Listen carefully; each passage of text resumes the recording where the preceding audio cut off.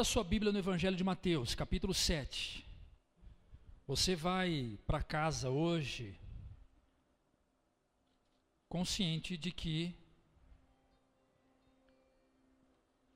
Deus falou com você e tem falado desde o início, desde o primeiro minuto que você chegou aqui. Amém? Faltou bastante gente hoje, né? Quarta-feira veio um grupo grande, domingo passado veio bastante. Para juntar todo mundo aqui é difícil, mas Deus abençoe aqueles que não vieram também.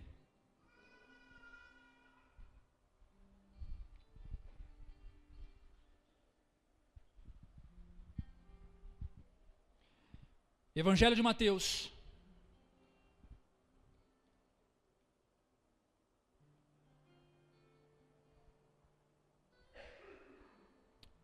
Evangelho de Mateus, capítulo 7, verso 24. Todo aquele, pois, que escuta estas minhas palavras e as pratica, assemelha-lo-ei ao homem prudente que edificou a sua casa sobre a rocha, e desceu a chuva, e correram rios, e assopraram ventos, e combateram aquela casa, e não caiu, porque estava edificada sobre a rocha. Aquele que ouve essas minhas palavras e não as cumpre, compará-lo-ei com um homem insensato que edificou a sua casa sobre a areia.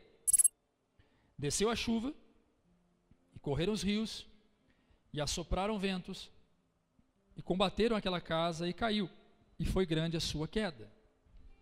Agora você vai lá em Lucas, capítulo 6, verso 46. Eu vou pedir para diminuir aqui o ventilador, por favor.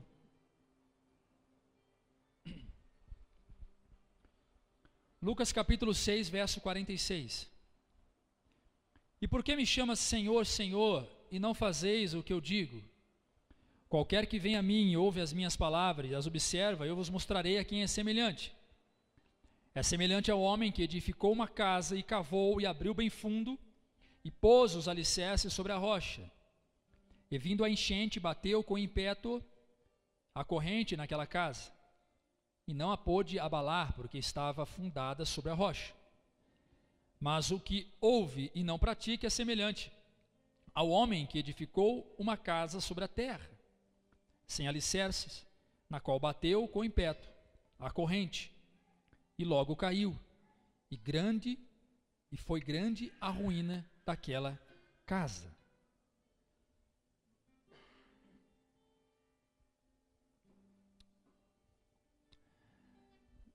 O evangelista Mateus e o evangelista Lucas, eles narram a mesma história, a mesma parábola.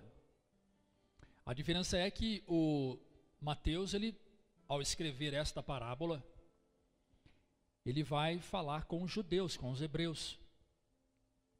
E o Lucas vai falar com os gregos. E cada um tem uma cultura. E os evangelistas, para falar com este povo, usavam conceitos da própria cultura deste povo. E a forma que eles tinham para transmitir aquilo que Jesus deixou era trazer alguns pontos, algumas características desta cultura. Então você vai ver que o Lucas vai narrar a parábola dos dois fundamentos de uma forma e o Mateus vai narrar de outra forma. Existem algumas palavras que Lucas usa que Mateus não usa. Por exemplo, Lucas vai falar edificou, ele vai falar e cavou e abriu bem fundo e pôs os alicerces sobre a rocha. O Mateus não vai falar de alicerce. Ele vai falar de edificação. Mas o teor da mensagem é a mesma. O conteúdo da mensagem é a mesma. O que é? É aquilo que está escondido, aquilo que está oculto, que de fato é a segurança de uma casa. Aquilo que está escondido, aquilo que está oculto em uma casa é o que faz a casa ficar de pé. Alguém por acaso está vendo aqui os alicerces desta casa, eles estão embaixo das paredes desta casa. Aquilo que nos traz segurança está em oculto aos nossos olhos. E este é o propósito da parábola. Os dois fundamentos tratam especificamente do alicerce, da segurança que temos em Cristo. E é sobre isso que eu quero falar com você essa noite. Eu quero ministrar para a sua vida essa noite o propósito de ouvir a palavra e praticar a palavra. Então Mateus ele vai dizer que aquilo que não aparece, aquilo que não é oculto, aquilo que não está visível, é de fato a nossa sustentação, é a base aonde nós iremos construir a nossa vida. Deus ele é espírito. E sendo espírito, ele é invisível aos nossos olhos. E na maioria das suas ações, são ações invisíveis. O Deus invisível, mais um Deus real, se relaciona com seres visíveis, seres limitados, seres finitos. Nós somos finitos em tudo o que fazemos, somos finitos em intelectualidade, somos finitos em tempo de vida, somos finitos em tudo. Tudo que desejamos há finitude, tudo que desejamos há começo, meio, fim. Portanto, aquilo que nos mantém seguro, de fato é aquilo que está oculto, mas é a base para a nossa vida, é o alicerce para a nossa vida como cristão. É sobre isso que eu quero falar com você. E a parábola de Jesus começa com um questionamento. Jesus inicia questionando. Quando nós vamos para Lucas, então nós vamos trabalhar um pouco com Lucas e Mateus. A mesma história contada por dois evangelistas. Então no versículo 46, o Lucas vai falar aqui, escrever aquilo que Jesus falou, dizendo: e por que me chamais Senhor, Senhor, e não fazeis o que eu digo? É um questionamento. Quando você começa a ler a Bíblia, presta bem atenção, você que não tem afinidade com as Escrituras, está começando agora nos passos da fé. Quando você começa a ler as Escrituras, você precisa permitir que a Bíblia, que a própria Escritura, te convide, faça a você um convite, você precisa aceitar esse convite, que são os questionamentos, as interrogações, as exclamações. Então um texto, quando você lê, um texto bíblico, quando você lê, o ideal é você ler no mínimo 3 vezes, para que você possa de fato começar a trabalhar esse texto, para que o Espírito de Deus possa ministrar em seu coração essas palavras, 3 vezes, no mínimo.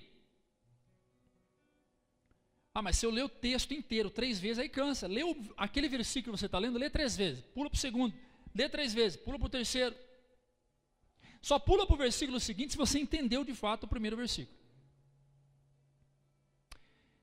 Então, dentro dessa afinidade bíblica, nós temos aqui um questionamento com Jesus. Jesus nos perguntando: e por que me chamais Senhor, Senhor, e não fazeis o que eu digo? Eu quero voltar no Evangelho de Mateus, no capítulo 7.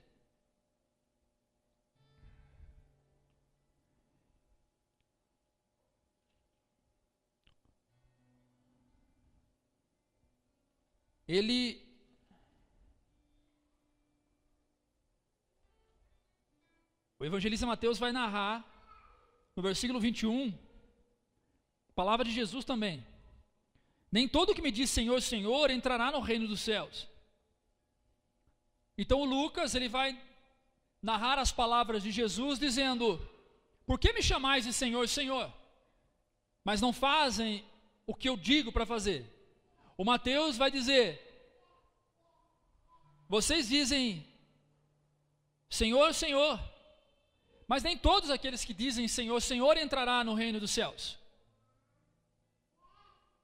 E por que é que esse texto está disposto ao iniciar uma parábola? Porque do capítulo 5 ao capítulo 7, nós estamos diante de um sermão, que é conhecido como Sermão da Montanha. E aqui, nesse cenário, Jesus está falando com muitas pessoas, inclusive Jesus está falando com religiosos, com os fariseus, escribas e os saduceus, os essênios, os religiosos naquela época, os judeus legalistas. Então havia muitas pessoas ali que com a sua boca adoravam a Deus, mas os seus corações estavam distantes do Senhor. Havia muitas pessoas ali que representavam a santidade do exterior, mas os seus interior eram como sepulcros caiados, ou seja, caixões vazios. Então a parábola, ela começa confrontando esses religiosos também.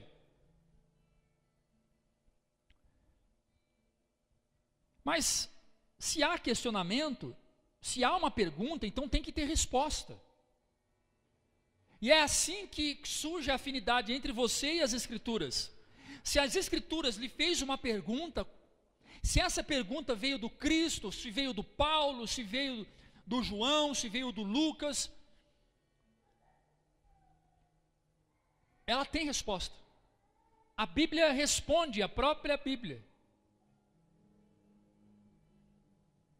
Então Lucas vai dizer, por que me chamais Senhor, Senhor, e não fazeis o que eu digo? A resposta é uma só, e Paulo vai responder isso no livro de Romanos capítulo 6, verso 16. O Paulo vai dizer, não sabeis vós, que a quem vos apresentardes por servos para lhe obedecer, sois servos daquele a quem obedeceis? Ou do pecado para a morte, ou da obediência para a justiça. Resumindo, Paulo está dizendo, você é servo de quem você obedece. O Paulo está dizendo em Romanos, você é servo de quem você obedece.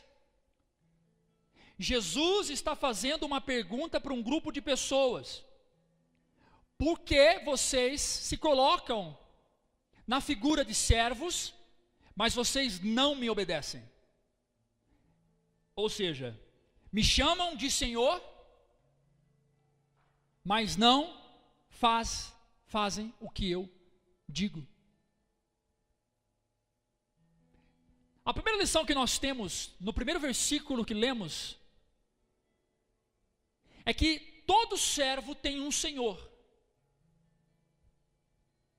E para ser servo, tem duas condições. Você precisa se sujeitar à autoridade do seu Senhor. Ou seja, você precisa aceitá-lo sobre a sua vida. E a segunda coisa, você precisa obedecê-lo. Caso contrário, você não terá sobre si um Senhor. E você não estará na condição de servo. Por isso Mateus vai dizer, nem todos aqueles que dizem Senhor, Senhor, entrará no reino dos céus. Em outras palavras, ele está dizendo, nem todos aqueles que dizem Senhor, Senhor, é de fato os meus servos. Então isto abre para nós a possibilidade de acreditarmos, e pode crer nisto, que há muitas pessoas que dizem Senhor, Senhor constantemente, em suas orações, em seus discursos, em suas pregações, nos púlpitos, fora dos púlpitos, mas de fato, Jesus não é seu Senhor. E isso não é uma suposição de um mero leitor da palavra de Deus, isso é a Bíblia quem está dizendo, é a própria Escritura que está dizendo. Você é servo de quem você obedece. Se você obedece Jesus, então você é servo dele. Se você obedece mais o seu marido, ou mais a sua esposa do que Jesus, então você não é servo de Jesus, você é servo do seu marido ou servo da sua esposa. Se você recebe mais o seu pastor, Se você obedece mais o seu pastor do que a Jesus, então você não é servo de Jesus, você é servo do seu pastor. E a doutrina teológica do século XXI é canalizar a obediência na figura do homem e não na figura do Cristo. A teologia que se prega hoje nas igrejas evangélicas, na maioria das cidades brasileiras, é a teologia voltada para o homem no centro, é uma teologia antropocêntrica, é o homem no centro. A maioria das reuniões de alinhamento que existem nas igrejas é para alinhar os homens com os homens, não os homens com Deus. E a primeira oração que nós aprendemos com Jesus no Evangelho de Mateus, quando os próprios discípulos de Jesus viram para Jesus e diz: nos ensina a orar, Senhor. Nos ensina a orar. E Jesus vai ensinar uma oração que é a oração do servo. E essa oração engrandece, sabe quem? O Senhor. A oração é do servo, para que o servo seja honrado, mas a glória é para o Senhor. E começa dizendo: Pai nosso que estás nos céus. E o Pai nosso que está nos céus revela que esse Senhor que está sobre o crente não age nas esferas limitadoras humanas, não age nos planos terrenos como ser finito. Esse Pai nosso que está no céu representa uma autoridade que está acima de nós, num plano superior ao nosso, numa autoridade maior que a nossa, numa excelência maior que a nossa, numa magnitude maior que a nossa. E não há algo maior do que o céu, não há algo mais profundo do que o céu, não há algo que nos deixa encantado do que o céu. E é exatamente isto que é a oração, quando se inicia, traz à nossa mente uma lembrança, o tamanho do céu, aonde o céu está. Acima dele é o Pai que está ali, é o seu Senhor que está ali. E Jesus não para dizer, ele não para nisso, ele vai dizer: Pai nosso que estás no céu, santo, santo, santo, santo, santo seja o teu nome. É a oração do servo. É a oração que produz honra na vida do servo. Mas é a oração que o servo faz para glorificar o seu Senhor. E ele continua dizendo: venha a nós o teu reino. É o servo abrindo mão do seu reino, do seu reinado. É o servo abrindo mão das suas particularidades, do seu ambiente, do seu estilo de vida, da sua forma de viver, das suas coisas materiais, das coisas que ele está agarrado. É o servo dizendo para o Senhor dele: venha a nós o teu reino, porque se eu for com o meu reino diante de ti, não tem condição alguma de o Senhor me receber. Não tem jeito. Eu não tenho condições de ir da forma que estou para o teu reino. É necessário que o teu reino venha sobre mim. Porque quando o teu reino vier sobre mim, o meu reino desconfigurará. O meu reino será destronado. O meu reino perderá a sua potência, o seu dínamo, a sua magnitude. O meu reino será todo desestabilizado. As minhas armas serão lançadas ao chão. As minhas convicções já não mais existirão. Então venha nós o teu reino, venha sobre mim o teu reino. É a oração do servo, exaltando o seu Senhor.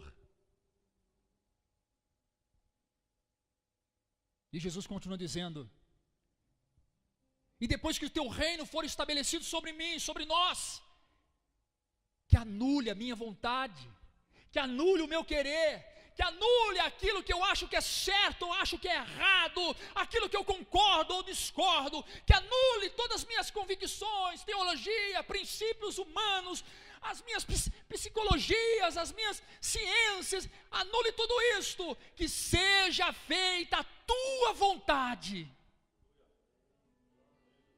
Aleluias. E Jesus continua dizendo, não para a oração, que a sua vontade seja feita não só aqui na terra, onde eu estou, nesse lugar de finitude, nesse lugar onde as coisas se apodrecem quando morrem, nesse lugar onde as coisas envelhecem enquanto estão vivas. Seja feita a tua vontade neste lugar de pessoas falhas, como eu, cheia de erro, pecador. Seja feita a tua vontade aqui, e se um dia eu fechar os meus olhos aqui e encontrar a minha finitude, que a sua vontade continue também lá nos céus. Aleluia. O Jesus está mostrando que esse Senhor é pleno em tudo.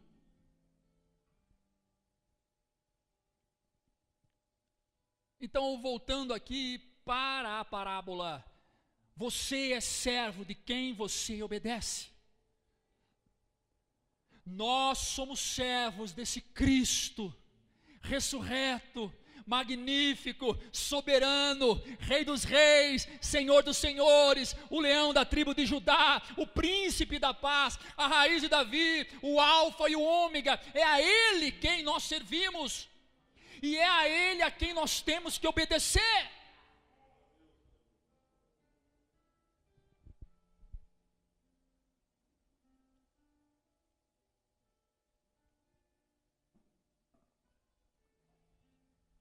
E nós vamos para o versículo 47. E há duas particularidades no versículo 47. Qualquer que venha a mim e ouve as minhas palavras e as observa, eu vos mostrarei a quem é semelhante. Observe o que o texto diz: qualquer que vem a mim. Agora não é a Bíblia, não é as Escrituras quem faz a pergunta a nós, agora é nós que vamos perguntar às Escrituras. Nós acabamos de ler o versículo, agora nós vamos perguntar para a Bíblia.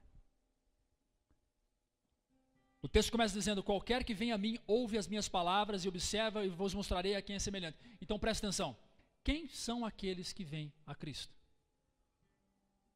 Porque o texto começa a dizer: qualquer que vem a mim. Então quem são esses? Essa é a primeira particularidade do texto. A segunda, como saber se as palavras que ouço são as palavras do bom pastor, do Cristo? Então o versículo 47 diz: qualquer que vem a mim e ouve as minhas palavras. Então escuta, quem são essas pessoas que vêm a Cristo? Que vai a Cristo? E como saber que estas palavras é de fato as palavras de Jesus?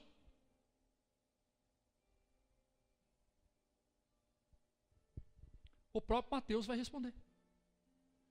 Como eu disse, a Bíblia responde à própria Bíblia.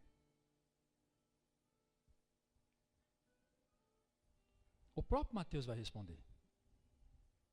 Quem são aqueles que vai até Cristo? O Evangelho de Mateus, eu vou usar Marcos, né? É o Marcos que vai responder. Perdão, não é o Mateus, o Marcos. O Marcos vai responder. Capítulo 16, verso 15. Um texto conhecido pela igreja. O texto áureo. O texto fundamental para a missiologia. E disse-lhe: ide por todo o mundo pregar o evangelho a toda criatura. Quem crê, for batizado, será salvo, mas quem não crê, será condenado. Eu volto à pergunta do texto de Lucas, capítulo 6, verso 47. Quem são aqueles que ouvem a palavra e vêm? Quem são esses? São aqueles que crê na pregação do Evangelho. são aqueles que crê nas Escrituras. São aqueles que crê na palavra do Senhor.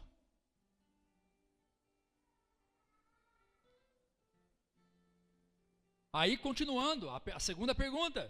E como saber? Como saber que esta pessoa que está pregando a palavra, ou como saber que essas palavras são verdadeiramente, genuinamente as palavras de Jesus? Então agora, o Mateus vai nos alertar quanto a isso. O Mateus vai dizer, boa pergunta, pastor William. Boa pergunta. Você está perguntando que como saber que aquela palavra é de Jesus ou não? Boa pergunta. E eu vou responder para você com as palavras do próprio Jesus, o Mateus está dizendo aqui. Ele vai dizer no capítulo 24, verso 24. Presta atenção, irmão William, porque a sua pergunta tem lógica. Surgirão falsos cristos e falsos profetas, e farão tão grandes sinais e prodígios, que se possível fora, enganariam até os escolhidos. Então você tem razão, pastor William. Como saber que aquela palavra que a pessoa escutou, que fez ela se aproximar de algo, ou de Cristo, ou de alguma coisa, é genuína ou não? Porque hoje tem surgido falsos profetas que têm feito grandes sinais. Ah, vocês não têm noção. Ah, vocês não têm ideia. Vocês não têm ideia. E são os caras que são mais valorizados pelos crentes da igreja evangélica brasileira. São os que recebem mais tapa nas costinhas e dinheiro no bolso. E são admirados, adorados, e eles fazem sinais. Expulsam demônios, curam enfermos, praticam coisas que vocês falam, meu Deus, esse homem é de santo. A Bíblia diz assim, lá na época de Jesus, Jesus também dizia, ó, vai surgir falsos cristos, hein? Falsos profetas, e vai enganar até os escolhidos, e até aquele que é crentão vai tome cuidado que você vai ser enganado por esses caras. Então como é que eu vou saber quem está pregando a verdade? Não. Como é que eu sei? Pelo volume de pessoas que está na igreja dele? Porque se estiver cheia a igreja dele, é porque ele é um homem de Deus. Se estiver vazia, é porque ele não é. É isso? Coitado de mim e dos meus 25 pastores aqui da cidade de Araxá. Porque todos os pastores que eu conheço, que eu tenho amizade, que é tudo igreja pequena igual a nossa. Só que quando nós juntamos, gente, o corpo cresce, fica forte. Eu vou dizer a você, com as palavras de João, como identificar se é Jesus que está falando mesmo ou não. João capítulo 10, verso 25. Jesus respondeu, eu já lhes disse, mas vocês não creram. As obras que eu realizo em nome de meu Pai falam por mim, mas vocês não creram, porque não são minhas ovelhas. As minhas ovelhas ouvem a minha voz, e eu as conheço, e elas me seguem. Sabe, porque nós identificamos que é Jesus que está falando? Porque primeiro, nós o conhecemos, e segundo, ele nos conhece, não nessa ordem. A ovelha sabe ouvir a voz do seu pastor. Ela é obediente à voz do seu pastor. E esse pastor chama Jesus Cristo.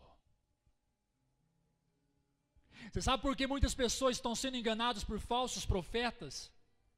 Porque os seus ouvidos estão tão afinados para ouvir pessoas, que se tornam surdos para ouvir Jesus. Tem pessoas que acostumou tanto a ouvir pessoas, que quando Jesus fala com elas, ela pergunta: Eli, você me chamou? Jesus está falando com ela e ela está dizendo: Eli,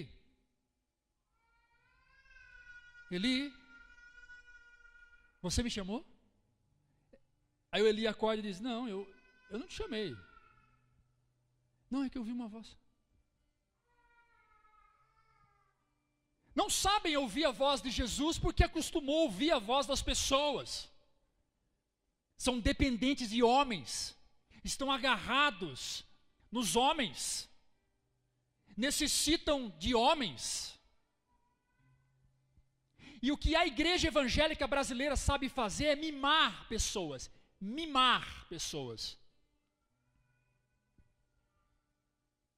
Mimar homens. Aí o irmão não vem na igreja, sabe o que nós fazemos? Nós vamos lá na casa do irmão mimar o irmão. Aí ele vem para a igreja. Aí ele fica chateado, não vem de novo. Nós vamos lá na casa do irmão mimar o irmão. Aí ele vem para a igreja. Aí ele não vem de novo, nós vamos lá na casa do irmão mimar o irmão. Aí ele vem para a igreja. Aí você e eu usamos isso como amor. Não é porque a gente ama. Ama não, a gente está mimando. E é o que nós mais sabemos fazer, mimar pessoas. Então essas pessoas, ela vem, sabe por quê? Porque ela está escorada em você. Ela está agarrada em você. Então é você que está trazendo ela, não é? Ela não está vindo por causa do Cristo, por causa do Jesus, por causa da obra redentora, do sacrifício de que Cristo fez na cruz, do valor que ele tem. Ele está vindo porque o ego dele foi massageado, porque ele ouviu uma palavra de alguém. Então nós somos campeões em mimar pessoas e dizimar pessoas. Porque a mesma facilidade que nós temos para trazer pessoas para dentro da igreja que se escoram em nós, nós também temos a facilidade de chutar as pessoas que estão escoradas em nós.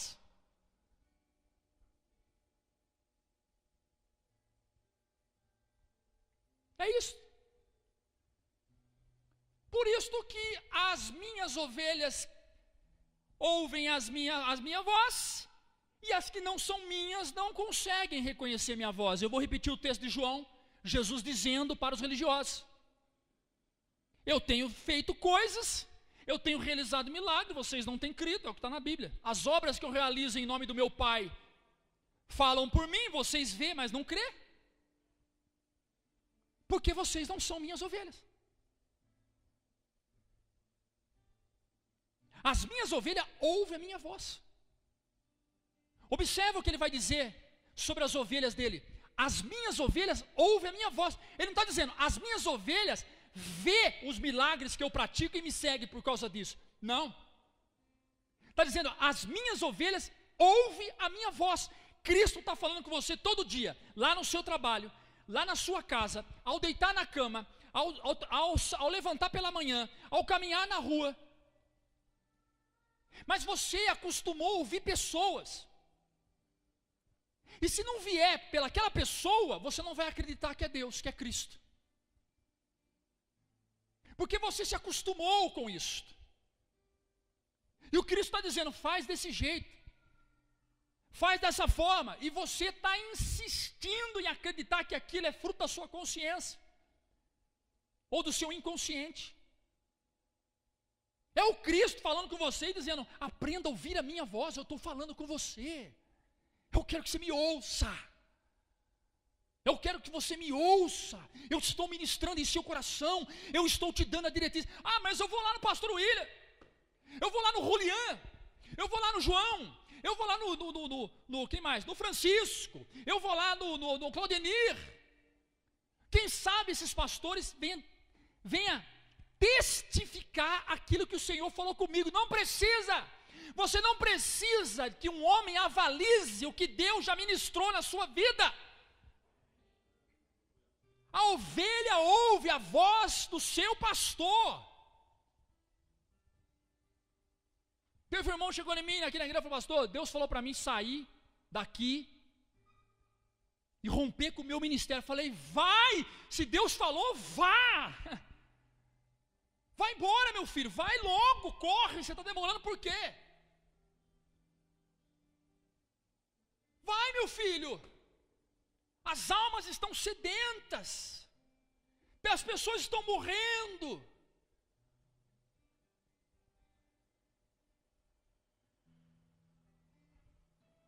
Por que é que as pessoas estão sendo enganadas pelos falsos profetas? Porque acostumou a ouvir homens. Perdeu, não tem intimidade com Cristo, não sabe ouvir Jesus. Aí vem aquele tal de crente 6 horas, já ouviu falar disso? O crente 6 horas, já ouviu falar? 6 horas por mim? Ora por mim? Ora por mim?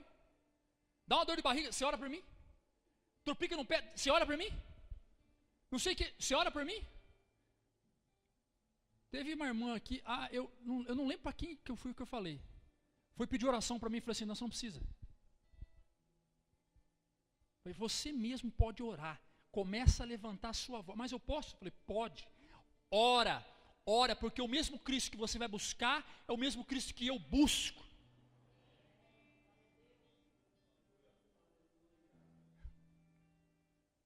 Então a igreja está criando pessoas dependentes, não de Cristo, de pessoas.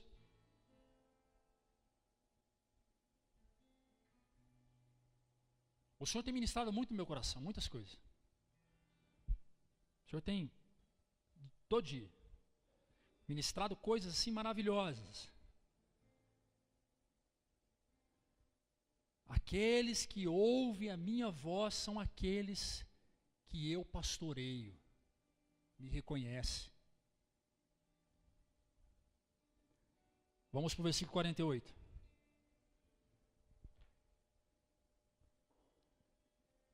Versículo 48, Jesus diz, lá no 47, ele vai dizer: qualquer que vem a mim ouve as minhas palavras, observa, e eu mostrarei quem é semelhante. Então no 48 ele vai revelar quem é. Quem é essas pessoas que vêm e ouvem? Vem porque ouviu e foi. É semelhante ao homem que edificou uma casa, e cavou, e abriu bem fundo, e pôs os alicerces sobre a rocha.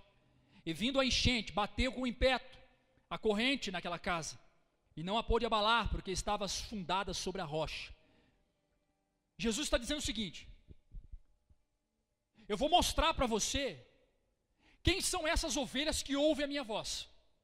Essas ovelhas, eu comparo elas são semelhantes a edificadores de casas, construtor de casa. Mas não é qualquer casa. Não é qualquer casa. E quem é esse edificador de casa? Quem é esse construtor de casa? Agora eu pergunto para o texto. Eu estou lendo o texto, eu preciso perguntar para ele agora. Agora não é ele que pergunta para mim, é eu que estou perguntando. Quem é esse edificador? Então vou ler o texto de novo. É semelhante ao homem que edificou uma casa. Tá, quem é esse homem que edificou uma casa? Quem é esse edificador? Edificador, este homem em específico, é aquele homem, escuta essa, que tem consciência de que o mestre da obra é Cristo e ele é apenas o servo, o ajudante. E o Salmo vai dizer: se o Senhor não edificar a casa, em vão constrói, em vão edifica ou aqueles que trabalham. Salmo 127. Então quem é esse edificador? Esse edificador é aquele homem que tem consciência que ele é apenas um servo, é o ajudante, porque o mestre da obra mesmo chama Jesus. Então tudo que ele vai fazer, ele se reporta para o mestre de obras. Já chegou numa obra que o ajudante chega, ele marca as linhas, ele começa a cavar, ele que faz tudo? Não é assim que funciona não. Quem trabalha com obra aqui sabe. O ajudante faz o que o mestre pede. Não é assim? O mestre fala, cava 1 metro, ele vai cavar 1 metro. Ah, detalhe, não é 1,5 metro, é 1 metro. O ajudante vai lá e cava 1 metro, o servo. Então, respondendo a pergunta que eu fiz para Lucas capítulo 48, quem é este edificador de casa? A resposta é aquele que tem consciência de que se tudo aquilo que ele fizer, sem o Cristo na vida dele, trabalhou em vão, fez em vão. Você pode até juntar pessoas em torno de você, você pode até ficar famoso na cidade, ganhar para vereador, ganhar para prefeito, construir mega templo, construir hospital, fazer lar para criança, fazer lar para idosos, pode fazer tudo isso. Mas vai chegar no último dia, Jesus vai falar para você, apartai-vos de mim que eu não vos conheço. O que adiantou todas as obras que foi feita? Mandou um monte de gente para o céu, e ele mesmo foi para o inferno. O que adianta o homem ganhar milhares de almas e perder sua própria alma? Este é o edificador de casa. Aí o próprio texto segue trazendo algumas observações. Vamos lá. É semelhante ao homem que edificou uma casa, cavou e abriu bem fundo e pôs os alicerces sobre a rocha. Olha que trabalho pesado aqui. Qual o esforço que necessitamos para cavar fundo o alicerce? Quando foram construir essa igreja, eu não sei quem foi que construiu, alguém construiu. Se você não percebeu, aqui é um barranco, se tornou um barranco aí essa garagem onde estão os carros. Por que se tornou um barranco? Porque tem um subsolo aqui. Se tem um subsolo e a garagem dá ali, então significa que a parte de baixo está encostada no barranco. Significa que o alicerce desta igreja não está a um metro de profundidade daquele chão ali. Não. O alicerce dessa igreja está para baixo, e muito mais para baixo daquele chão ali. No mínimo uns 7 metros, não sei, eu não entendo de obra, mas no mínimo uns 7 metros daquele chão ali.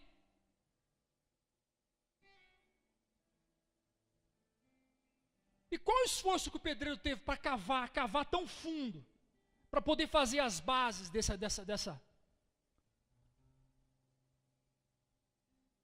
Esse cavar fundo é buscar Deus com muita força. Esta visão que a igreja evangélica brasileira está trazendo para os crentes de hoje, que é o tal de chá com bolacha, eu já preguei sobre isso.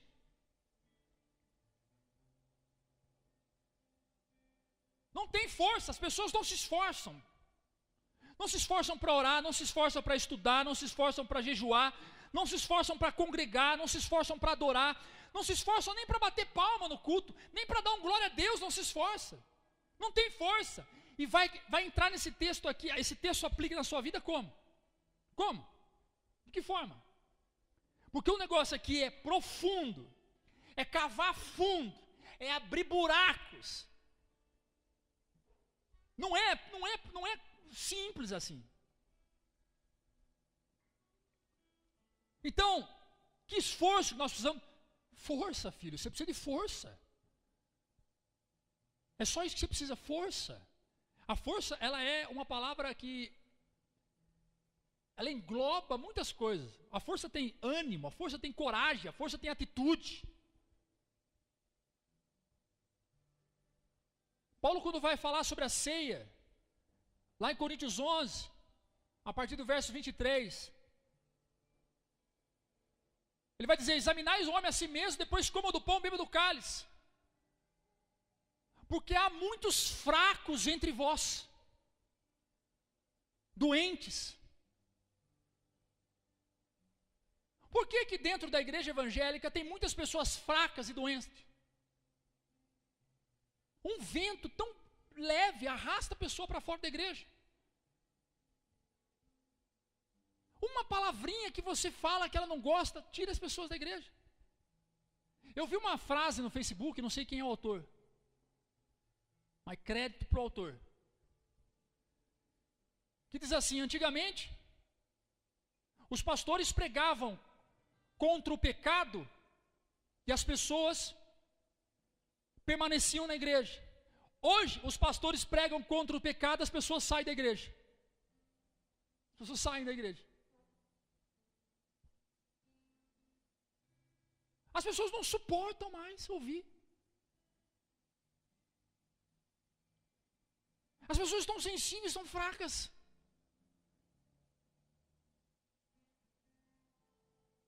Tudo é motivo de ir embora. De trocar de igreja, trocar de pastor, trocar de célula, trocar de amigo, trocar de congregação, trocar disso, trocar daquilo. Por quê? Porque não são cavadores de poços. Falta força. Falta energia, falta resistência. O Davi, quando se encontrou fraco, ele disse: não, posso estar fraquinho agora. Calma aí. Deixa eu ali buscar força. Alguns minutos depois, e aí, Davi? Salmo 28, versículo 7. O Senhor é a minha força, o meu escudo, nele o meu coração confia e dele eu recebo ajuda.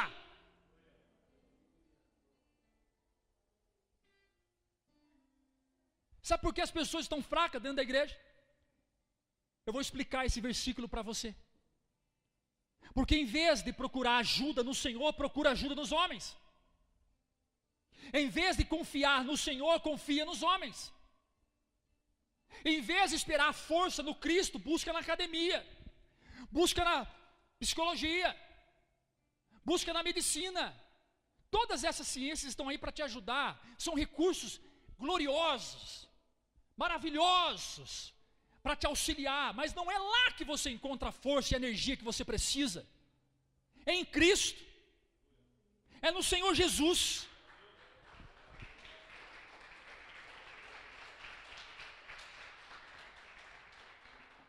Olha o que o salmista diz: Ele é a nossa força, é nele que devemos confiar, é dele que recebemos ajuda. Então qual é o esforço que eu preciso aqui? O esforço que você precisa aqui é sair de onde você está e ir até Jesus, ir na fonte, buscar nele aquilo que você precisa para cavar poços profundos, para construir alicerces sólidos. É isso que você precisa.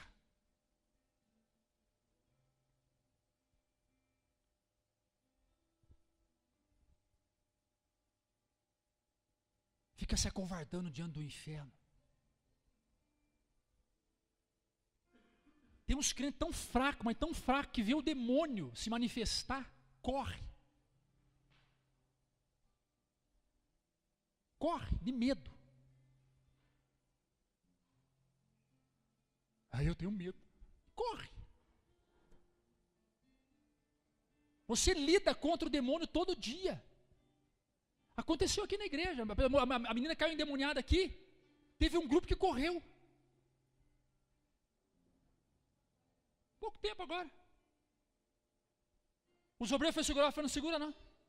Amarra, pastor. Que amarra? Tem que amarrar demônio. Tem que expulsar demônio.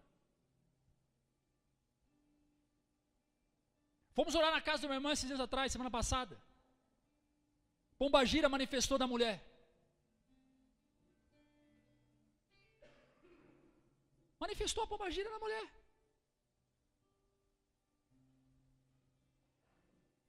O irmão que está comigo fez assim. Deu um passo para trás. Medo do demônio. Na hora que ela foi abrir a boca, eu falei: cala a boca, Satanás.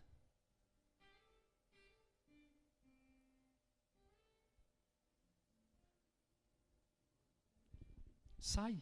Em nome de Jesus. Tem medo do demônio.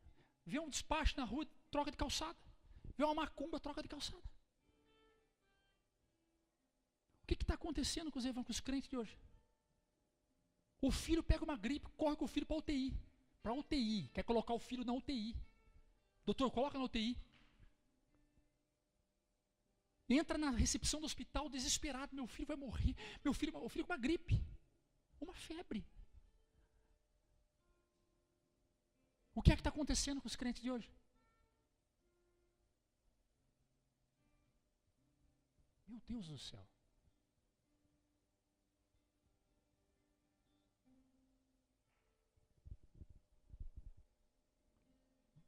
Você identifica se o crente é forte, se ele suporta confronto. Aí você vê se o cabra é forte no Senhor mesmo. Aí você vê se o cara é... Escuta, ser forte não é ficar gritando, dando glória a Deus e dando rebuliço dentro da igreja, não. Não vem com essa conversa para mim, não. Não é ficar sambando, rodopiando. Quer fazer isso? Faça. Você que está me assistindo na sua casa, faça. Mas isso não é sinônimo que você é forte. Ser forte é suportar confronto. Ser forte é se apanhar, porque precisa apanhar, levantar, olhar para o alto e falar: obrigado, Jesus. Tudo coopera para o bem daquele que ama a Deus. Isso é ser forte.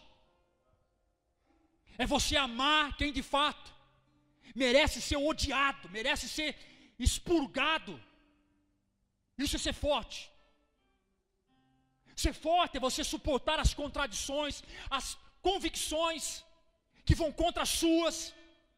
Isso é ser forte. Ser forte é você amar as pessoas como Cristo te amou. Isto é ser forte. Ser forte é você orar até os seus joelhos calejarem. Isso é ser forte.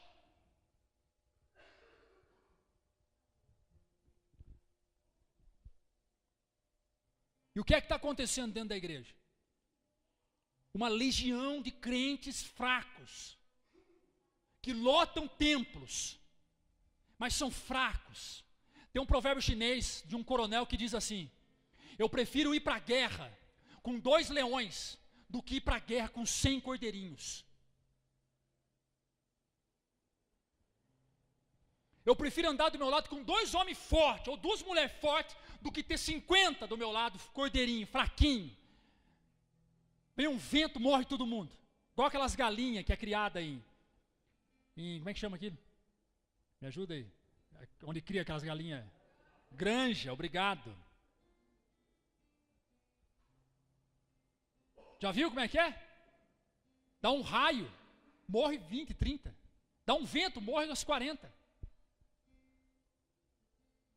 Tem uns irmãos que não suporta não. E por que está dentro da igreja?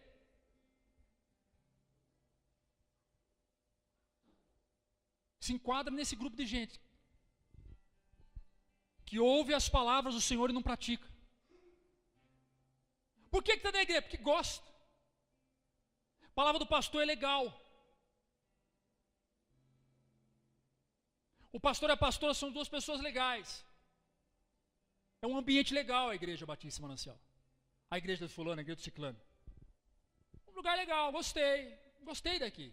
Ah, legal. Gostei do pastor.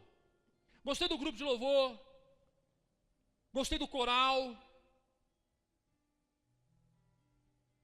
E Cristo? Tem nada não.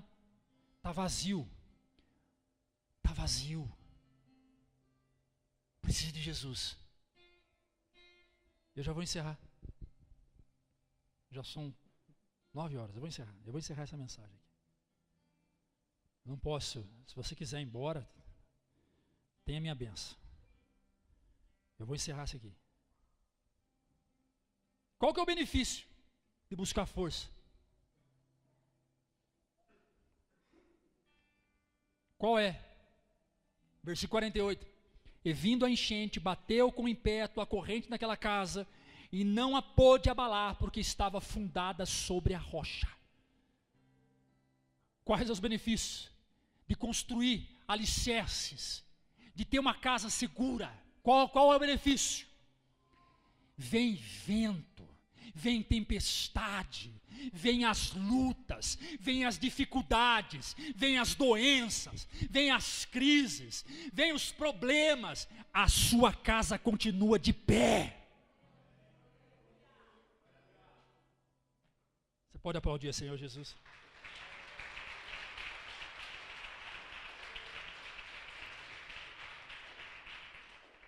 O Mateus ele é um pouco mais profundo. Olha o que o Mateus diz no capítulo 7, verso 25. Cai a chuva, transborda os rios, sopra o vento, tudo contra a casa, e ela não cai, porque ela está alicerçada sobre a rocha. Quando você constrói a sua casa, a sua vida, aquilo que você é em Cristo, a sua sustentação é Cristo. É Cristo quem te sustenta em todas as horas da sua vida. Aleluia! Se coloca de pé, aplaudindo ao Senhor Jesus. Aleluia!